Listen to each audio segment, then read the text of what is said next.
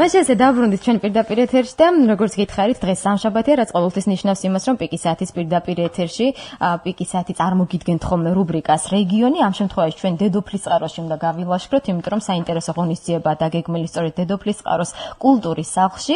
ფოლკლორული ანსამბლი ჰერულა და ტრიო დებინაყევრები წარმოგიდგენთ საღამოს, რომლის სახელწოდებაც გახლავთ სამზეოს შევრჩეთ მარად. მოდი როგორც ამ საღამოს დეტალები გავიგოთ, გიორგი, გარდა ამისა ჩვენ გავიგებთ თუ რას წარმოადგენს ანსამბლი ჰერულა, რამდენი წელია რაც არსებობენ, რას მღერიან, როგორ მღერიან. მოკლედ ამ ყველაფერს გავიგებთ პიკის 10-ის პირდაპირ ეთერში, ასე რომ წარმოგიდგენთ ჩვენ სტუმრებს, მოკლედ ორ ხაზზე ყავს სტუმარი ნინო ნაყეური, რომელიც რა თქმა უნდა საღამოზე გვესაუბრება და ვასილ პაპიაშვილი, რომელიც გახლავთ ანსამბლ ჰერულას წარმომადგენელი. დილამშვიდობისა მეგობრებო, მოგესალმებით ორივეს. მოგესალმებით.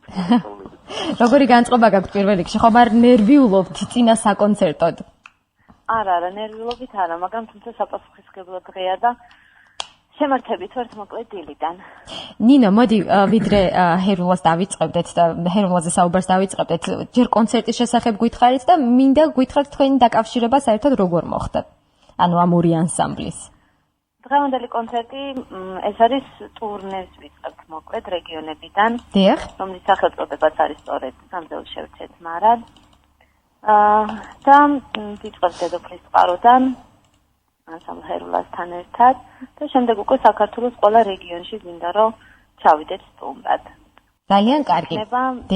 ინტენსიური და შემდეგ სადაგზა ალბათ შემოვიერთეთ კიდე სხვადასხვა ნიჭიერ და შემოქმნით ადამიანებს. ძალიან კარგი, ეჭვარ მეპარება რომ ასე იქნება. მოდით ანსამბლი ჰერულა გავიცნოთ ახლა უკეთ. ვასილს მინდა კიდევ ერთხელ მივესალმო და მე კი გავეცანი თქვენ გვერდს გადავხედე, გავიგე თქვენი პრობლემების შესახებაც, რაზეც მინდა პირდაპირ ეთერშიც კითხოთ, მაგრამ ჯერ დავიწყოთ თავიდან. რამდენი წელია რაც არსებობს ჰერულა და რა არის თქვენი ძირითადი საქმიანობა, ანუ მიმართულება გულისხმობს? ჟანრობრივად. და პარალელურად ჩვენ მსმენელს მინდა ვუთხრა, რომ უფრო დეტალურად შეგიძლიათ ეს ადამიანები დაინახოთ ჩვენთან რადიო 1.1-ზე თუ შევბრძანდებით, რა თქმა უნდა, იმიტომ რომ სწორედ მათ ფოტოებს იხილავთ. გისმენთ? პირველ რიგში მოგესალმებით თელსაყრელოს. დღეს განსაკუთრებით მინდა მივესალმო დედოფლის წყაროს და დედოფლის წყაროელებს, მათ მაცხოვრებელს. იმიტომ რომ ჩვენ წუხელვე ჩამოვედით, რათა დღეს დილიდანვე დაგვეწყო ქართული ფოლკლორის, ქართული ხალხური სიმღერისა და დაეღოთ ხალხური ტრადიციების პოპულარიზაციისკენ გადადგმული ნაბიჯები. და დილიდანვე შევძღომოდით ამ საქმეს, განსაკუთრებით გვინდა ახალგაზრდობაში გავავრცელოთ ამის პოპულარიზაცია მოახდინოთ და დიდი ალბათობით სკოლებში გვექნება შეხვედრა, რაც ისახავს სწორედ ამას მიზნად, ქართული ხალხური სიმღერის, ქართული ტრადიციული ფოლკლორის პოპულარიზაციას. რაც შეეხება ანსამბლ ჰერულას, ანსამბლი ჰერულა მისი სახელწოდებიდანვე მიხვდებოდა, თქვენ მსმენელი მიხვდებოდა, ვინც არის ცნობს, რომ საქართველოს ისტორიული ძირძველი კუთხიდან ჰერეთიდან და იგივე ეგრეთ წოდებული საინგილოდან გახლავთ.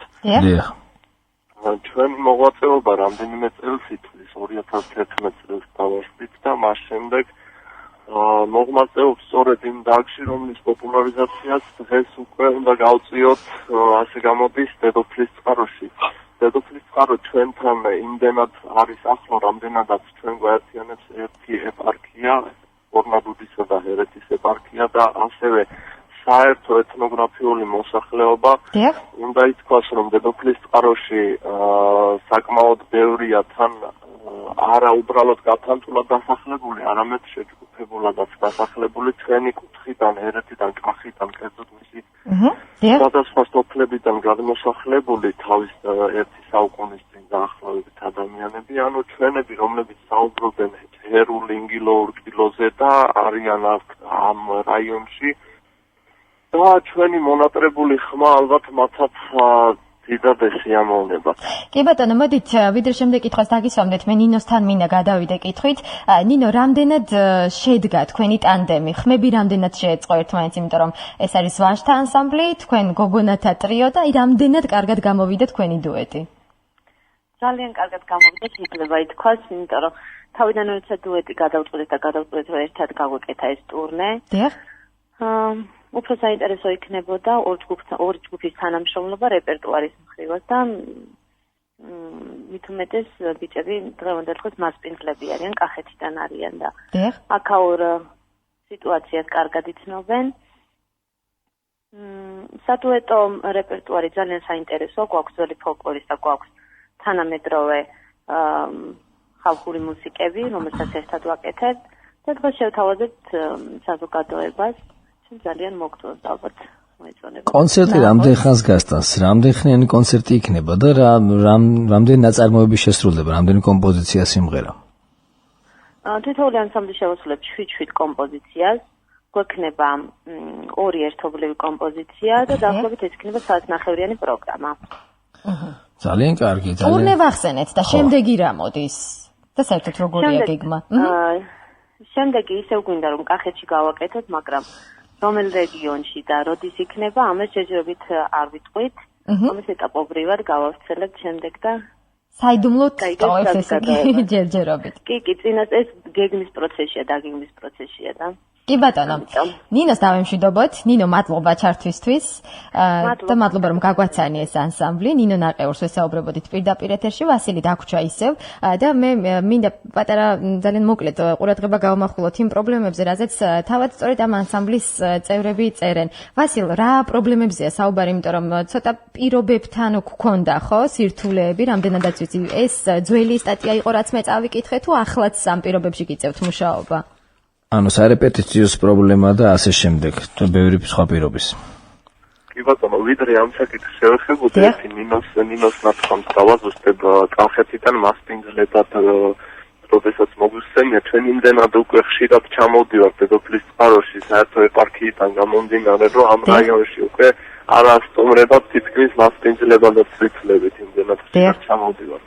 და აქვე მინდა ვიდრე გადავიდოდე იმ საკითხზე, რომელიც მემართებთ, აქვე მინდა ვისარგებლო შემთხვევით და მადლობა გადაუხადო რაიონის ხელმძღვანელობას, რომელიც აქტიურად დადგა ჩვენს გვერდზე ამ საკითხში, რასაც ქვია ქართული ხალხური სიმღერის პოპულარიზაცია და ტექნიკური თვალსაზრისით გვერდში მიდგანან ეს ადამიანები.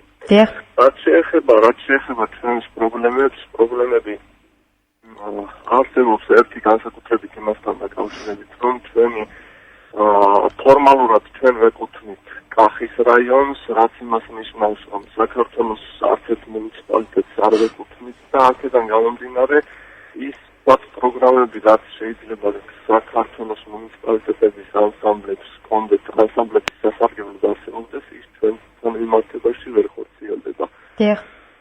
სხვა მხრივ აღარ გითხრათ. სვაფრი მიდის მუშაობა, როგორც ხედავთ და სულ ცოტა ხანში შედეგსაც ნახავს მაყურებელი დედოფლის წყაროში. იმედია თბილისშიც ჩამოაღწევთ და თბილისშიც გაიმართება კონცერტი თქვენი ერთობლივი. ძალიან დიდი მადლობა უნდა გადაგიხადოთ. ჩვენ დაგეგმილი გვაქვს, რომ თითქმის ყველა რეგიონში ჩავიდეთ და მათ შორის თბილისშიც რა თქმა უნდა იქნება და დედოფლის წყაროელებს კიდევ ერთხელ დიდი მოკითხვა და ვიწევთ ჩვენს კონცერტზე, რომელიც იქნება საღამოს 6 საათზე კულტურის ძალიან კარგი, წარმატებას გისურვებთ, იმედია კარგად ჩაივლის საღამო. ჩვენ ახლა თქვენს ერთ-ერთ სიმღერას შევთავაზებთ ჩვენს ფენას, თქვენ კი დაგემშვიდობებით და ჩვენს ფენას ვეტყვით, რომ პირდაპირ ეთერში მასპინძლობდით ვასილ პაპიაშვილს, რომელიც გახლავთ ანსამბლ ჰეროლას მომღერალი, წარმომადგენელი. გიტოვებთ სიმღერას, გემშვიდობებით, წარმატებული დღე თქვენ.